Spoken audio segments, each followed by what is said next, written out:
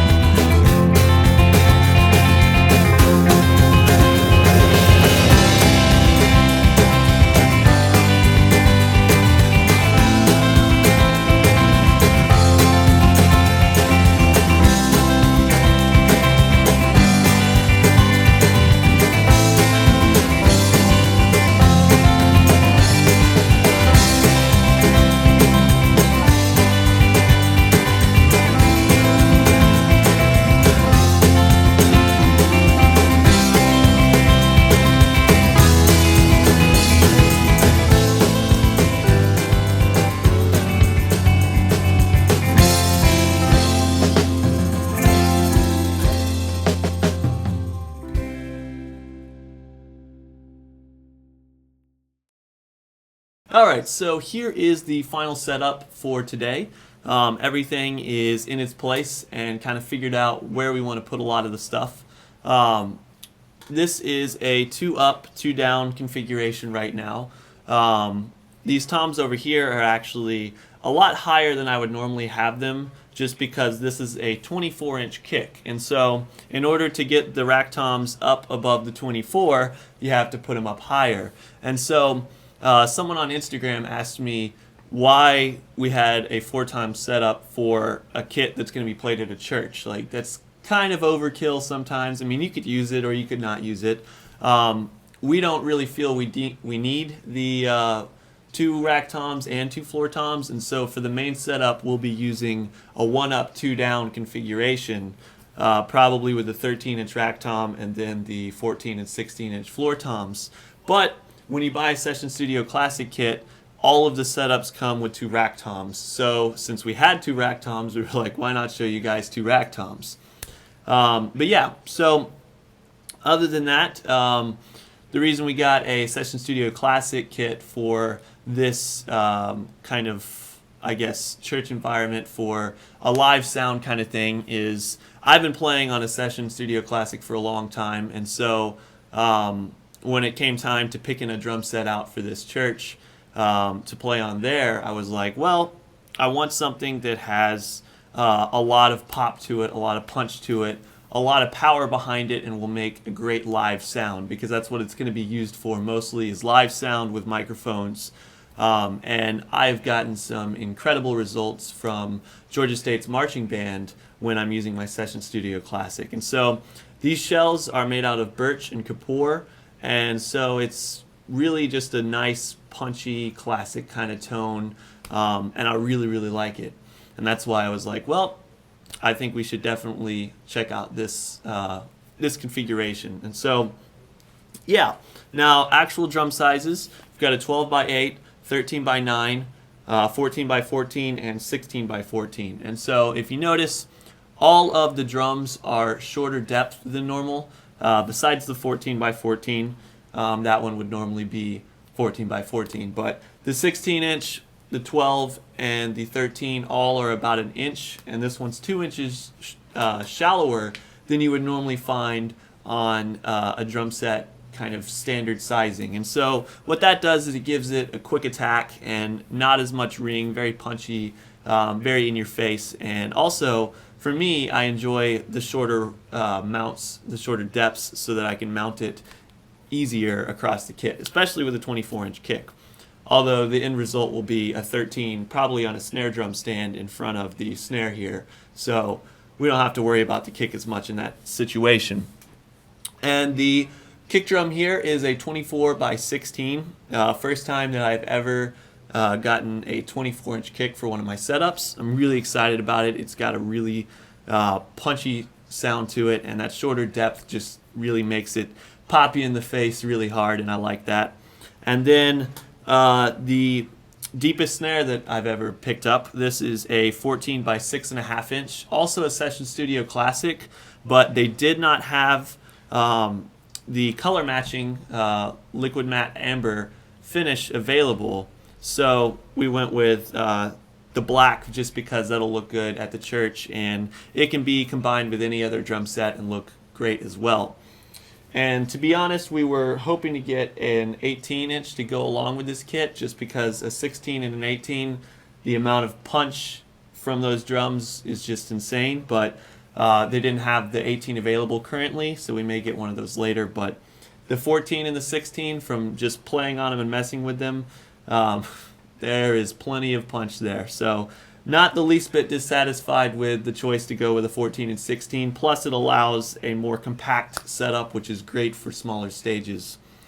Other than that, the cymbals here are something that's also kind of stepping out of my box. I've begun to play much larger cymbals in recent times, just because I've gotten to try out some new stuff, and I realized how beautiful large cymbals are. Although sometimes they're a little bit harder to place on your kit just because of the sheer size of them. But this setup right here is the largest cymbal setup for 4 cymbals that I think I've ever seen in my entire life. This is a gigantic 24-inch K Light Ride. Now, it is definitely a great choice. Great for crashing, has a great wash to it, has a great definition and a nice bell on it, and so I'm very, very happy with this cymbal here. It's just huge. Like, I have a 23-inch Sweet Ride, and that's my all-time favorite ride, but this thing gives it a run for its money, and it's also, like, you could flip it over and serve an entire crowd of people food off of this thing. That's how big it is. Then for crash cymbals, it's actually two 20-inchers. Got the K Thin Dark Crash over here, and this thing is just gorgeous. And then the go-to 20-inch A Custom Crash over here. And so, you know I am a big fan of A Custom Crashes, and so it's a beauty. It was either that or the A Thin Crash, just the standard A traditional finish, and I love that cymbal as well. But when you want to just hammer down on a cymbal, an A Custom 20-inch Crash is just so perfect for that. Then, over here on the left are 16-inch hi-hats. 16-inch K-Light hi-hats. And yes, 16 inches. That is something that I had never tried out before. I've always been quite satisfied with my 14-inch hats. I really enjoy the smaller hats in terms of placement. I can get it closer to my snare drum and stuff. There were a few configuration issues over here where the hats have to be further away than I personally like to play them, just because of their sheer size. But I am definitely enjoying the sound of them so far. Very big and washy, and yet they still have great definition. And when you open and close the hats, there's a great chick sound to that, which is awesome, because that's a big thing when you're playing with like churches and stuff like that. Sometimes you want to get that hi-hat going and just lay that time down, and so to be able to hear that really well is great. And so that's the configuration. Very big, very massive. In terms of hardware, went with the 930 series hardware pack from Pearl, and so that comes with the 930 series hi-hat stand, and then it comes with a Demonator kick pedal, and then it comes with a boom cymbal 930 series stand and a straight cymbal stand, and then we tagged on one more boom cymbal stand, and so that kind of completed the configuration. This was the first time that I'd really worked with someone else on picking out something to play, because I'm not the only drummer that's going to be playing on this kit. My friend Craig's going to play on it.